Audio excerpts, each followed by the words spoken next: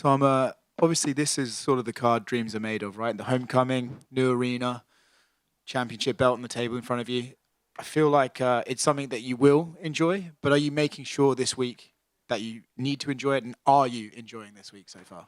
I'm enjoying myself so far, yeah. This is, as you just said, like, when I got into this sport, which is quite a long time ago now, this is what I dreamed of, is being, weeks like this week, nights like Saturday night. This is, I'm exactly where I'm supposed to be. By the way, who was sat here last? Paddy. Smells a bit strange up here. What's going on? Must be you guys. But yeah, this is, I'm looking forward to it. I'm looking forward to it very much. If, as some people are predicting, you defend the belt on Saturday and then eventually they promote it to being the undisputed belt after John walks away, do you think this one should count as a title defense? I don't really know. I mean, I'm not really focused on that right now, to be honest. I'm just focused on, like, all that stuff is kind of, like, out of my control. Like, all this political stuff with John and Stipe and the interim stuff and the defense stuff, like, I'm not really too bothered about it. I just focused on beating Curtis Blaydes, and that's it. As a percentage, how much harder are your hands after soaking them in the gasoline? Mate, they're like absolute stones. You know what? I seen them new gloves. They sent me some of them new gloves, and they're a lot smaller than the other ones. There's a lot less padded on them, and I just thought, you know what? I need to harden the knuckles up, and that's the only way that I know how. So I've been doing the old gypsy method of dipping them in petrol, and it's they're like rocks, mate. Yeah. Is any part of you concerned about the obvious health risks of putting your hands in petrol for Which are what? I don't know. I just feel like having a flammable liquid seep into your hands is probably going to cost you at some point. They're doing all right so far, mate. We'll find out on Saturday night, won't we? We'll find out if I get a disgusting knockout on Saturday, you better believe that half of the roster are going to be dipping the knuckles in petrol. So it'll be all good. I know, obviously, like, life doesn't really go past this weekend, but should you get the win this weekend, does it make sense for you to be in November, in Madison Square Garden in November watching those two fight? I mean, that'll be a lot of fun. I love New York, love MSG, so that would be great. Tom, right here. Before Curtis's last fight, he said that, a lot of fans and pundits kind of view him as the gatekeeper of heavyweight. Like, you can't be a contender until you face Curtis. But you yourself said that you take Curtis Blaydes very, very seriously. So do you view Curtis Blaydes as a gatekeeper, or is that just a moniker? No, I don't at all. I think the guy's been in the top 5, top 10 for a long time. He's done basically everything that there is to do apart from win a title. Curtis Blaydes has done so. I respect him a lot. I respect what he's all about. I respect him as a person, as an athlete, everything. And I've taken him. Whatever. I have taken him very seriously in the build-up, and I am taking this fight very, very seriously. I'm not looking past him at all. Obviously, a lot of people point to your athleticism and speed as kind of what sets you apart in the heavyweight division. Do you think Curtis is that heavyweight that can match you in the athletic department? No. He also, Curtis, obviously, he comes with a very high-level grappling background. You yourself, you're a black belt. You have a tattoo on your wrist. Normally, when we see, two grapplers in there, it can turn into a striking battle. So how do you rate Curtis Blaydes striking? Well, I think I'm, first of all, a grappler, but I've also been doing MMA a long time. The same as Curtis is, first of all, a wrestler, but he's been doing MMA a long time. So even though we've got, like, both decent grappling backgrounds, this is an MMA fight. So I rate Curtis's... I don't know. For me, I think I look at it a little bit different to a lot of other people. Is like, I don't look at it like individual stuff. I don't look at it like, oh, this guy's a good wrestler and this guy's a good striker or whatever. Like, this is MMA. I look at MMA as a sport of its own. I don't look at it as 5, 6, 7 different disciplines. Like, for me, it's one discipline. It's the discipline of MMA, and you need to be sufficient standing, grappling, on the ground, on the fence, on your back, on top, doing everything. Like, you need to be good at everything in this sport. So. We're both decent at grappling, but we're both, top of the top level MMA fighters, so it's going to be interesting. Well, I asked Curtis this too, and I'm curious your thoughts. Do you think heavyweights get credit for being well-rounded martial artists, or because to Curtis said, like, you can't really go in there and trade like lightweights because when you touch them on the chin, you kind of go to sleep. Do you think heavyweights get credit as being well-rounded martial artists? I mean, probably not. Like we're definitely getting better in terms of skill, but I think as far as guys who actually are good in all aspects of MMA, I think there's probably 7 or 8 of us who are like elite level at MMA. The other guys are more like guys who can knock you out, and that's really it. Do you know what I mean? And that's MMA's like heavyweight MMA's kind of got its own rules in that regard. At any other division, you need to be like fully skilled everywhere, whereas in the heavyweight division, it's just like there's still guys knocking around who they just need to hit you once, but they're not really great everywhere else. When Curtis fought in Denver, he said he wasn't the biggest fan of fighting at home because you're kind of being pulled in multiple directions. How has it been for you, as the champion fighting at home?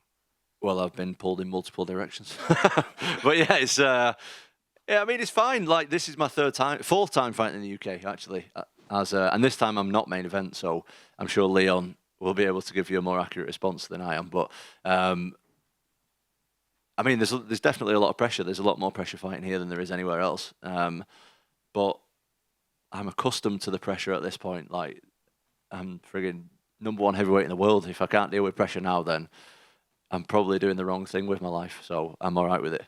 And last one for me, I don't know if you saw, but on November 1st, they're going to rule out some of the rule changes that are going to allow 12-6 elbows, and they're going to redefine what a grounded opponent is in the octagon. I'm curious, did you hear about this, and what do you make of the rule changes? I heard something about it before, but I weren't really paying attention what someone was telling me, to be honest. So I think that's pretty good. So they're letting people. What's the second one? Sorry. So you need to have more than just your hands. Yeah. You can't have to have your elbow, your shoulder, your knee. You can't just kind of posture up with your hand. Yeah. Well, I think that's a bit of a silly rule. Anyway, those two, in my opinion, they're good changes. Like, they should change them over, and I also think they should allow knees to the head on the ground as well. Well, I guess that kind of is knees to the head on the ground. No. I don't think if they're grounded. No, I think they should allow that. Yeah.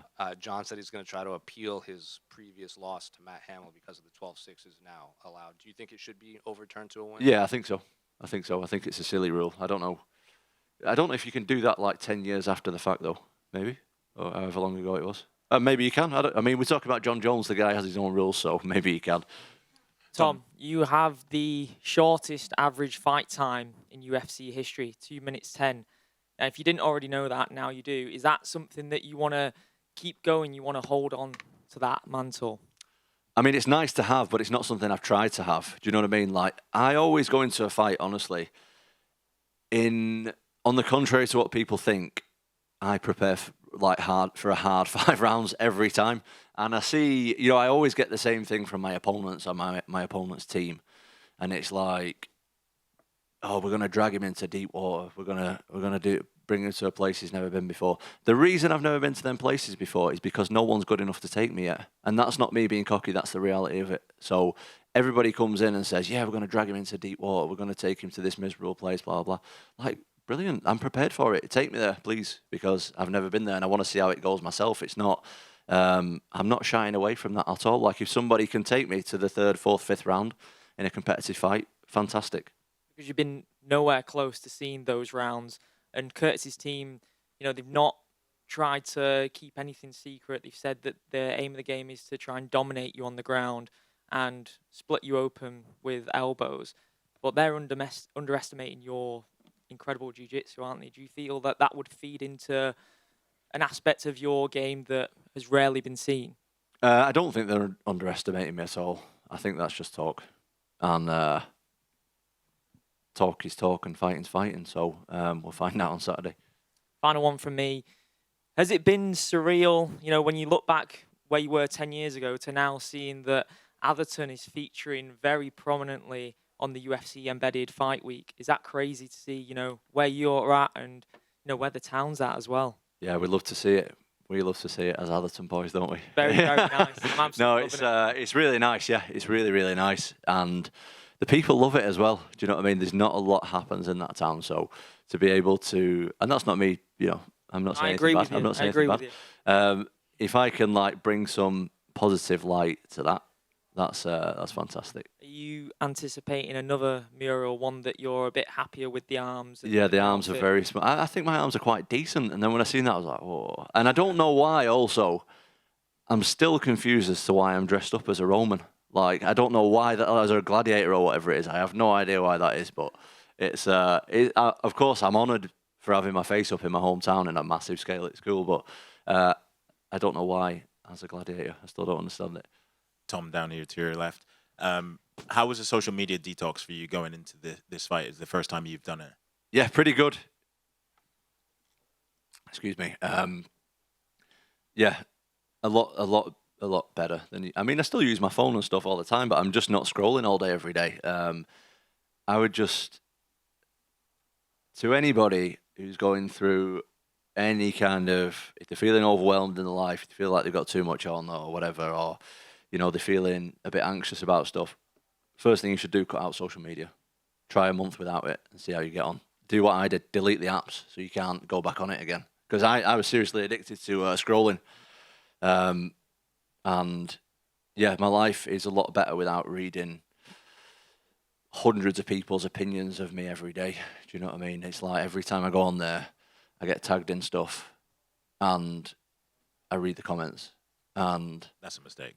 It's a mistake. It's a massive mistake, but it's an addiction like anything else. So the only way I was to tackle it really was to delete the app. And I've been back on here and there. Like, I had to get someone's number, so I had to re-download it and DM them and ask for the number. And before I know it, I'm scrolling again for another 10 minutes. So I got the number, deleted the app again. I had to do a social media post for a sponsor as well. I downloaded X again because I couldn't find my password, and I had to try passwords. And then, anyway, before I know it, I'm scrolling again.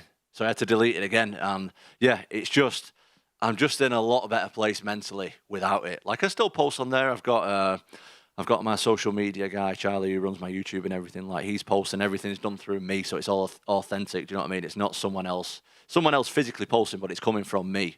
It's not like someone's full-time doing it. But my life's a lot better without reading a load of people's opinions all the time. Honestly, I was at the spot where I was in a point where I didn't even really know my own opinion on stuff anymore because I'm reading too many other people's opinions. I don't know, we're getting a bit deep up here, but it was it was full on, and I'm better off without it. Yeah. Yeah, that led into my next question. There, giving you a lot more clarity in this preparation for Curtis. Yeah, your life and fight preparation coincides a lot in my experience anyway. Like, if I'm not happy in my day-to-day life, I'm not performing too well in the gym. So I'm much happier without social media. I won't be going back on it after my fight either. So I'll, I might download it and have a look here and there, but I'll never have the app on my phone full time again. Never. Fair enough. And last one from me. Where would you rank Curtis in the list of your opponents in terms of overall skill set? Number one. This guy's the hardest fight in my career, easily. Cheers, man. Hey, Tom.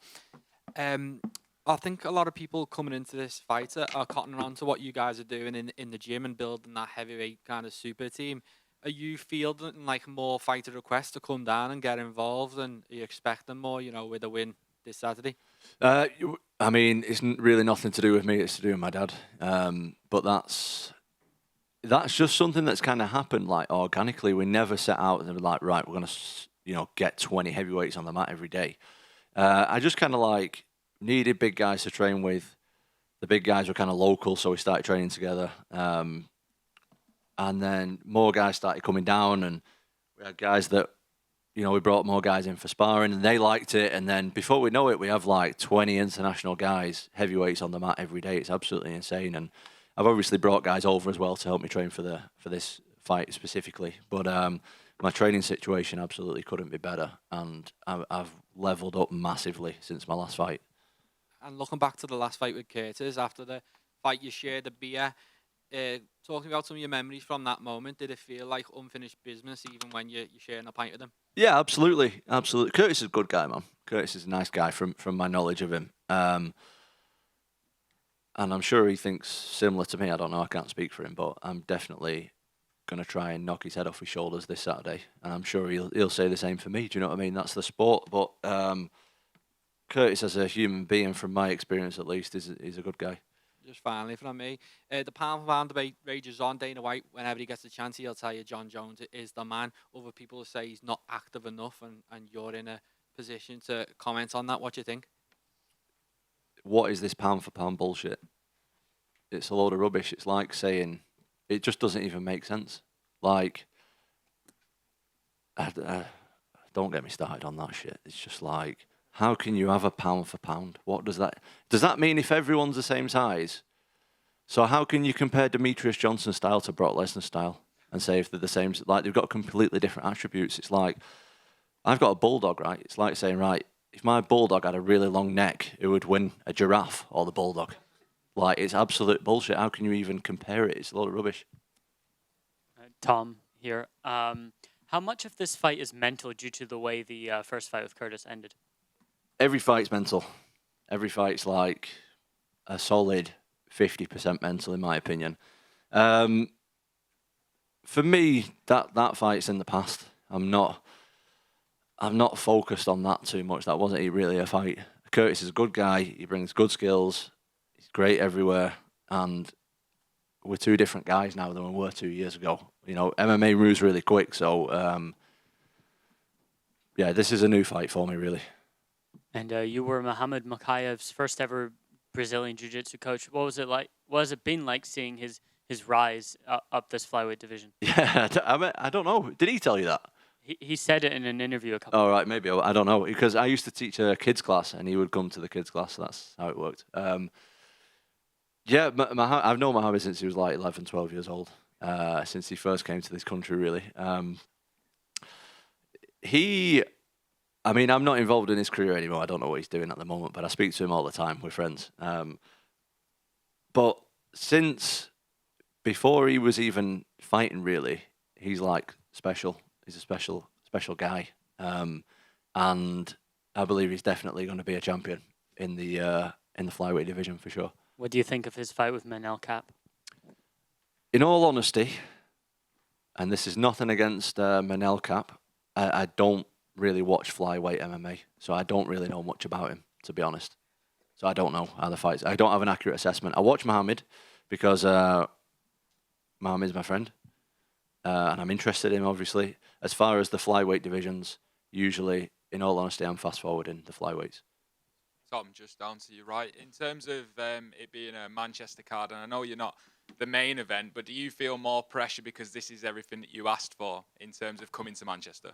Are you saying that the UFC are in Manchester because of me? Is that what you're saying? I feel like you're. That's what it sounds like. I'll embrace that if you are. No, I'm just joking.